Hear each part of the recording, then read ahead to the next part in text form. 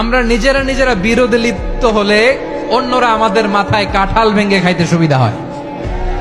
কথা বুঝেন নাই?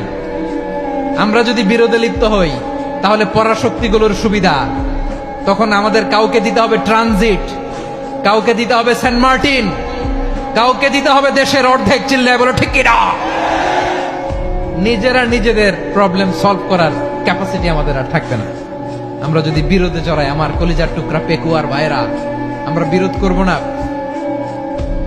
আমরা বিচ্ছিন্ন হব না। নিজেরা নিজেরা বিরোধে জড়ালে পরাশক্তিগুলো আমাদের মাথায় কাঁঠাল ভেঙে খায়। তখন ভারতের পিছনে দৌড়াতে দৌড়াতে, আমেরিকার পিছনে দৌড়াতে দৌড়াতে আমাদের জুতার তলা ক্ষয় হইয়া যাইবে। নিজেরা নিজেদের প্রবলেম সলভ করা যাবে না। আমরা যদি অন্যের পিছনে না দৌড়াতাম আর এই বিরোধকে থামাতে পারতাম, বাংলাদেশ আজকে যেখানে আছে তার কমপক্ষে 50 গুণ সামনে থাকতো। চিল্লায় বলেন ঠিক কিনা?